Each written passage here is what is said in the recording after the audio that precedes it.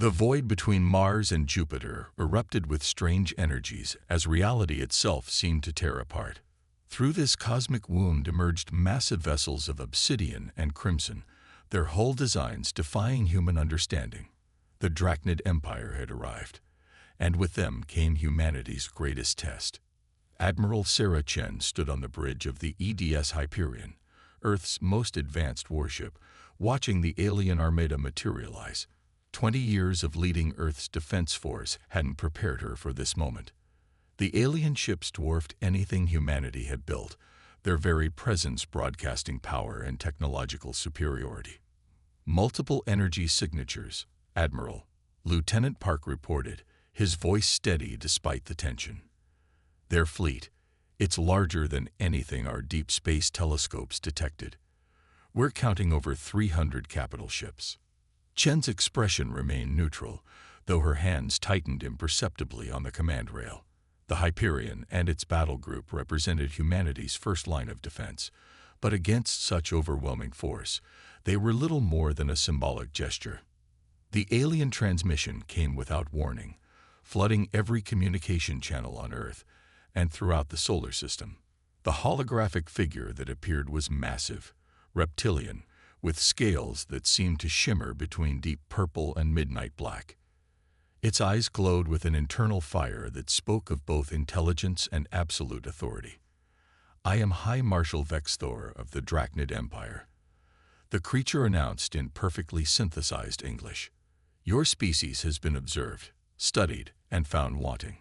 Your technological progress is chaotic, your political systems inefficient, your potential wasted. The Empire brings order to chaos. You will submit to imperial authority or face extinction. You have 6 of your Earth hours to surrender unconditionally." In the United Earth Defense Council's emergency chamber deep beneath Geneva, representatives from every nation gathered to face this unprecedented threat. The chamber buzzed with multiple languages as the world's leaders debated humanity's response. Dr. Elena Rodriguez, Earth's leading xenobiologist, stood before the assembly. "The Drachnids are a species that evolved from apex predators," she explained, highlighting key details from her rapid analysis. "Their society is built on dominance hierarchies. They respect strength above all else. Submission now would not save us. It would only guarantee our eternal servitude." "Then we fight," General Marcus Williams declared, his weathered face grave. "But how do we stand against such technological superiority?" It was Dr. James Wong, head of Project Prometheus, who provided the first glimmer of hope. The quiet scientist stepped forward, activating a holographic display of his team's latest findings. "We've been analyzing their transmission signatures," he said. "Their technology, while advanced, follows predictable patterns. They rely heavily on quantum-based systems for both communication and weapons targeting. And therein lies their weakness." The council chamber fell silent as Wong explained his discovery. The Drachnids' quantum systems, while incredibly powerful, operated on very specific frequencies that theoretically could be disrupted. As the hours ticked away, humanity prepared its response. Admiral Chen, still maintaining position with her battle group, received new orders. The plan was audacious, perhaps even suicidal, but it was better than surrender. When the 6-hour deadline approached, Earth's response was not what the Drachnids expected. Instead of submission, they received a simple message: "We decline. Humanity chooses freedom." High Marshal Vex Thor's rage echoed across space. "Then you choose extinction. Let this be your legacy. The species too proud to survive." The Drachnid fleet began to move, their formation perfect, their weapons charging. But humanity was not without its own surprises. As the alien armada advanced, Dr. Wong's team activated their experimental quantum interference array, hidden in facilities across Earth and Luna. The effect was subtle at first, targeting systems becoming less precise, communication delays growing longer. The Drachnid's perfect formation began to show tiny flaws. It wasn't much, but it was enough to give Earth's forces a fighting chance. Admiral Chen's voice was firm as she addressed her fleet. All ships, execute Operation Thunderbolt. Remember your training. Remember your homes. Remember what we fight for. Humanity will not go quietly into the night. The battle for Earth's survival was about to begin, and with it would come a lesson the Drachnid Empire never expected to learn. The true cost of underestimating humanity's will to survive. The first wave of Drachnid warships struck like a thunderbolt from the heavens. Their energy weapons carved burning trails through space, but humanity's defense was far from the easy victory Vexthor had anticipated. Admiral Chen's fleet executed a series of precisely calculated maneuvers, their formations seemingly chaotic yet carefully planned. Quantum interference field at maximum strength. Lieutenant Park reported from the Hyperion's bridge. Enemy targeting efficiency down 30% and dropping. Around them, the void blazed with weapons fire as Earth's ships darted between the massive Drachnid vessels, striking with surprising effectiveness. Dr. Wong's quantum interference technology had given humanity an edge, but the Drachnid's sheer firepower remained overwhelming. Several Earth ships erupted in silent explosions, their crews fighting to the last moment. Yet for every human vessel lost, they'd managed to damage or destroy one of the enemy's ships, a trait the Drachnids had never encountered in their countless conquests. High Marshal Vexthor watched from his command ship, his initial confidence giving way to frustration. Impossible, he snarled as another of his cruisers reported critical damage. These primitives should not be able to resist us this effectively. He turned to his tactical officer, scales bristling with rage. Launch the world breakers. Show them the true might of the Empire. From the depths of the Drachnid fleet emerged massive cylindrical vessels, each nearly the size of a small moon. As they moved into position, their true purpose became clear. They were planet-killing weapons, designed to tear worlds apart from their very core.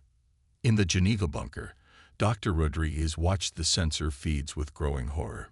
The energy readings from those ships, they're beyond anything we've ever seen. One direct hit could crack Earth's crust. But General Williams smiled grimly. Then it's time for Project Phoenix. He turned to the assembled leaders. We knew this day might come. For the past decade, we've been preparing our countermeasure. Doctor, you have authorization to proceed. Deep beneath the Pacific Ocean, in a facility unknown to all but a handful of people, a team of scientists activated a device that represented humanity's greatest technological achievement. The quantum interference field had been just the beginning, a test of the Drachnid's vulnerabilities. Project Phoenix was something else entirely. Admiral Chen received the encoded transmission and immediately understood its significance. All ships, fall back to secondary positions. Prepare for Protocol Omega. As Earth's fleet retreated, the Drachnid world breakers moved into firing position.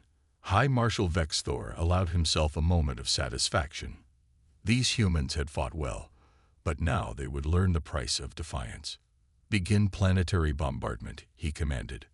The world breakers charged their main weapons, energy building to apocalyptic levels.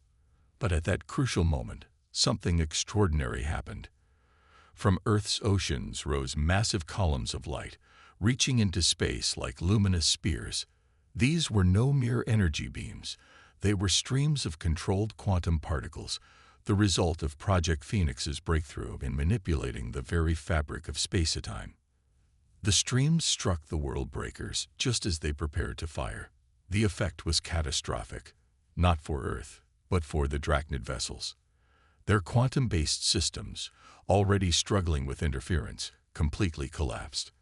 The massive ships began to break apart, their own energy turning against them. Impossible. Vexthor roared as his mighty weapons crumbled into space debris. What sorcery is this? Dr. Wong's voice came over the universal command channel, calm and clear. Not sorcery, High Marshal. Science. You assumed we were primitives because we hadn't mastered faster-than-light travel. But while you conquered the stars, we delved deeper, into the quantum realm itself. We learned to do more with less, to turn your strength into weakness. Admiral Chen seized the moment. All ships, Execute attack pattern Delta. Earth's fleet surged forward, no longer fighting defensively. Their weapons, enhanced by the quantum streams, struck with devastating precision. Drachnid ships began falling in unprecedented numbers. But victory came at a cost. The quantum streams were pushing Earth's power systems to their limits. Cities across the planet went dark as every available joule of energy was diverted to the defense effort. In orbit, human ships fought with failing shields and depleting ammunition, their crews pushing both themselves and their vessels beyond designed limits. Vexthor watched in disbelief as a third of his fleet was decimated in less than an hour. These humans weren't just fighting back, they were winning. For the first time in his long military career, the High Marshal felt something he had never expected: doubt. As the battle raged on, Admiral Chen received an urgent message from Geneva. Project Phoenix was working, but they couldn't maintain the quantum streams indefinitely.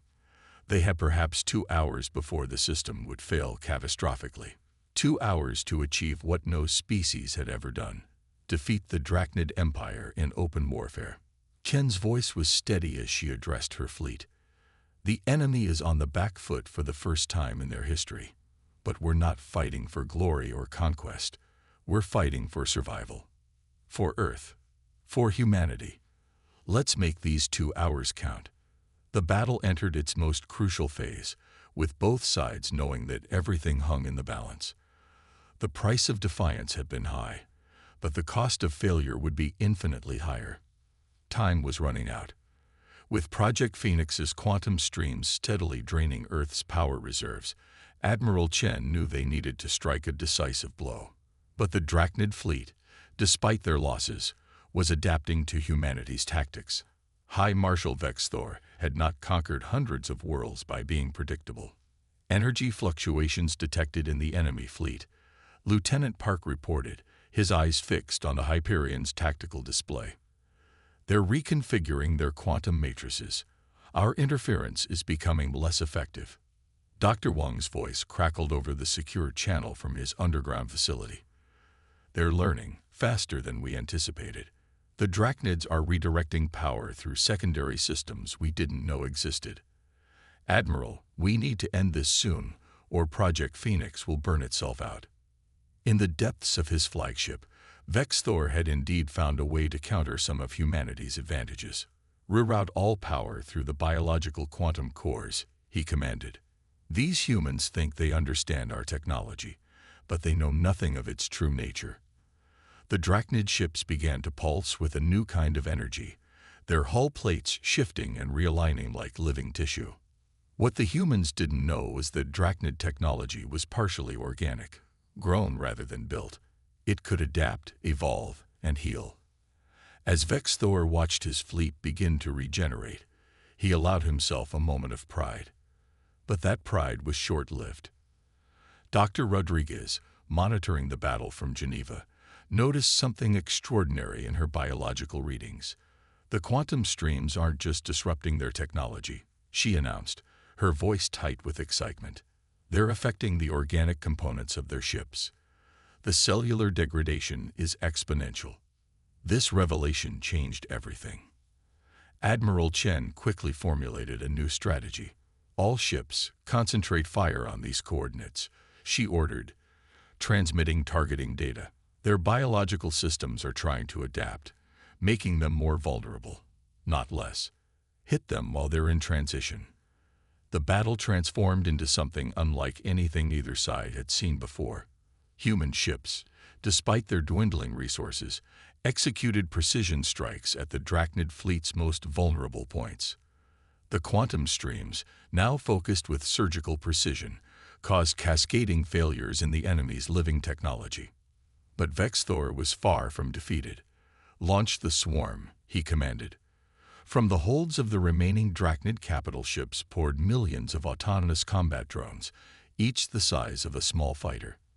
They filled space like a metallic plague, threatening to overwhelm Earth's defenses through sheer numbers. It was at this crucial moment that humanity revealed its final surprise. Dr. Wang had anticipated something like this. "Activate the quantum resonance pulse," he ordered. The quantum streams suddenly shifted frequency, emitting a complex pattern of energy that rippled through space. The effect on the swarm was devastating. The drones, connected through a quantum network, began to fall into chaos. Some turned on each other, others simply shut down. The few that reached Earth's fleet were easily dispatched. Impossible. Vex Thor raged, watching his swarm dissolve into confusion. No species has ever.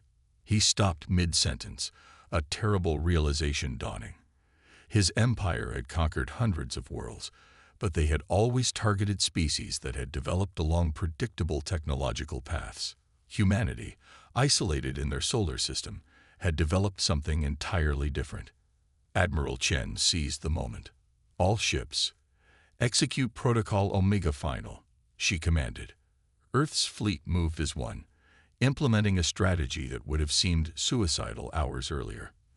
They charged directly at the heart of the Drachnid fleet, their weapons blazing, the quantum streams focusing into a single devastating beam. The beam struck Vex Thor's flagship, not to destroy it, but to establish a direct quantum link.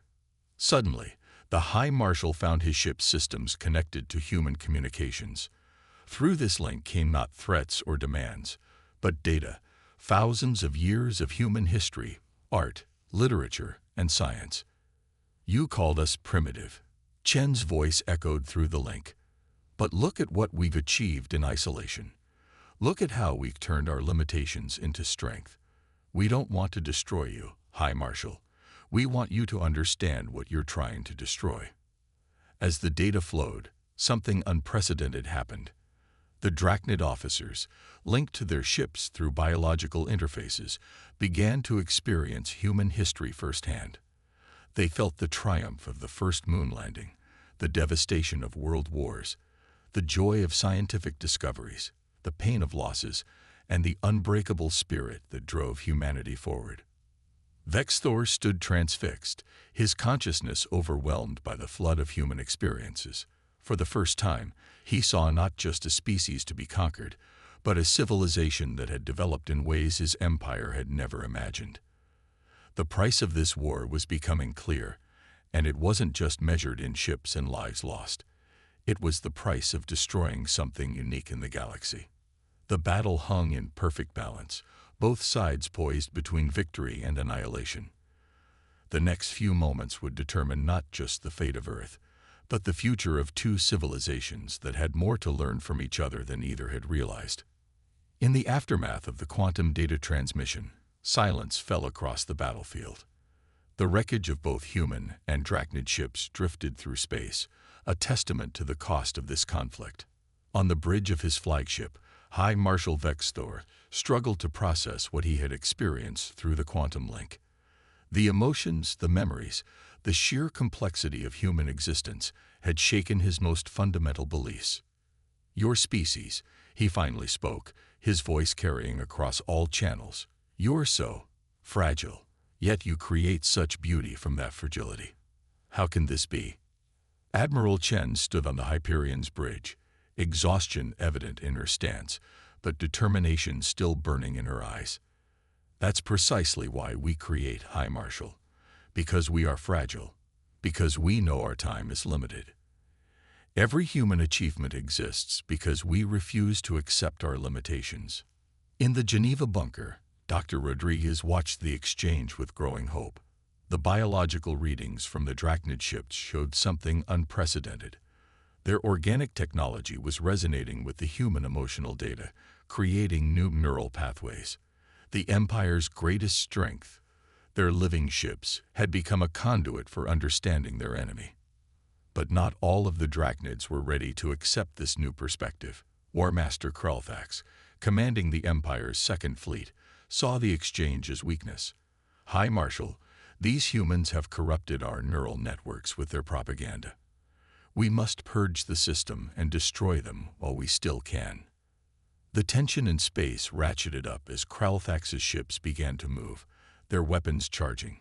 Earth's defenders, despite their depleted resources, prepared for another round of combat. But before either side could fire, something extraordinary happened. The organic components of the Drachnid ships, still processing the flood of human experiences, began to react.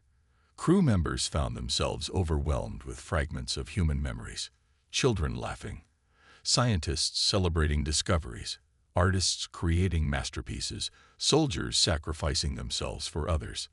The Empire's biological technology, designed to adapt and evolve, was doing exactly that, but in a way its creators had never anticipated. Dr. Wong, monitoring the situation from his facility, noticed something remarkable. The quantum resonance, it's creating a feedback loop. Their ships aren't just receiving our data anymore, they're sharing their own experiences back. Through the neural network linking all Drachnid ships, images and memories began to flow both ways. Humans glimpsed the majestic birth of star-spanning civilizations, the pride of technological achievements, and the deep sense of order that drove the Empire. But they also saw the cost. Countless species reduced to mere resources, their unique perspectives lost forever. Look at what we've both lost in this conflict. Chen broadcasted to all ships, human and Drachnid alike. Look at what we could learn from each other instead. War Master Krelvax, fighting against the neural feedback, ordered his ships to fire. But the crews hesitated, their organic interfaces now filled with understanding of what such an action would truly mean. The weapons remained charged but silent. High Marshal Vexthor, seeing his empire's most devastating weapon, its absolute unity of purpose, dissolving before him, faced a choice that would define his species' future. The Empire had always brought order through force, but for the first time, he glimpsed another path. Perhaps, he said slowly, his words carrying to every ship in both fleets, there is more than one kind of order in the universe. Perhaps strength can be measured in more ways than we have imagined. In that moment, Project Phoenix's power finally began to fail. The quantum streams flickered and died, Earth's overtaxed power grid unable to sustain them any longer. The human fleet, already battered and depleted, now stood seemingly defenseless before the still mighty Drachnid armada. But instead of pressing their advantage, the Drachnid ships remained still. Through their neural networks, through the shared experiences of two very different species, a new understanding was taking shape. The cost of this war had become clear to both sides, not just in lives and ships lost, but in opportunities forever missed if either civilization was destroyed. Admiral Chen, watching her tactical displays show the last of Project Phoenix's energy signatures fade away, made one final transmission. The choice is yours now, High Marshal. We've shown you who we are. We've seen who you are. The question isn't who can destroy whom. It's who we choose to become after this moment. As the solar system held its breath, waiting for the Empire's response, both humans and Drachnids faced the same realization. The greatest battles are not won through force of arms, but through the courage to change when confronted with a greater truth. The silence in space stretched for what felt like an eternity. Earth's fleet hung motionless, their weapons powered down, their crews exhausted but resolute. The Drachnid armada loomed before them, their living ships still processing the shared neural connection that had changed everything. High Marshal Vexthor stood on his command deck, his scales shifting colors with his turbulent emotions. In all his centuries of service to the Empire, no situation had prepared him for this moment. The neural link had shown him not just humanity's history, but their potential, their capacity for both destruction and creation, for war and peace, for hatred and love. Your weapons are depleted, he finally spoke, his voice carrying across all channels. Your defenses are failing. By all military logic, this battle is over. He paused, his next words carrying the weight of history. And yet, you have achieved something no species has managed in 10,000 years of our expansion. You have made the Empire question itself. In the Geneva bunker, the United Earth Defense Council watched with bated breath. Dr. Rodriguez's instruments showed strange patterns in the Drachnid ship's organic components. They were changing, evolving in response to the shared neural experience. War Master Kralvax's voice cut through the silence, harsh and desperate. This is weakness. The Empire does not question. It conquers. His ships, a full third of the remaining Drachnid fleet, began to move into attack formation. But something unprecedented happened. The organic systems of Kralfax's ships, still linked to the neural network that had shared human experiences, began to resist. Weapons refused to charge, engines stuttered, and crew members found themselves unable to execute commands that would lead to Earth's destruction. You see, Admiral Chen broadcast, even your own technology recognizes that there's another way. Your living ships have experienced what we are, what we could be together. They understand what would be lost if you destroy us. High Marshal Vex Thor raised his hand, and his flagship's systems responded instantly, sending out a cascade of commands through the fleet's neural network. One by one, the Drachnid ships powered down their weapons. Even Kralfax's rebellious squadron found themselves unable to resist the combined will of their evolved organic systems. Perhaps, Vex Thor said, his voice carrying a new tone that none had heard from a Drachnid before. Humility. It is the Empire that has been primitive. We conquered the stars, but you have conquered something far more difficult. Your own nature, your own limitations.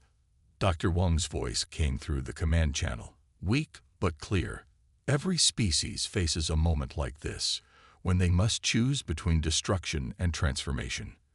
We humans have faced it many times in our history. Sometimes we chose poorly. But we learned. We grew. We changed. And now, Vex Thor responded, the Empire faces the same choice. The High Marshal's next action would be recorded in both human and Drachnid histories. He ordered his flagship to advance, not with weapons charged, but with shields lowered. The massive vessel moved slowly toward the Hyperion, until the two ships faced each other across a mere kilometer of space. Admiral Chen, Vex Thor spoke, your species has taught us something we had forgotten in our long reign. True strength lies not in the ability to destroy, but in the courage to grow, to change, to become more than what we are. The response from Earth was immediate.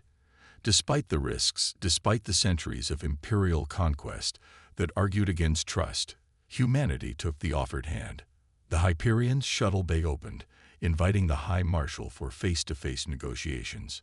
As Chen and Vex Thor met aboard the Hyperion, their conversation was broadcast to both fleets, to Earth, and across the Empire's vast network of worlds.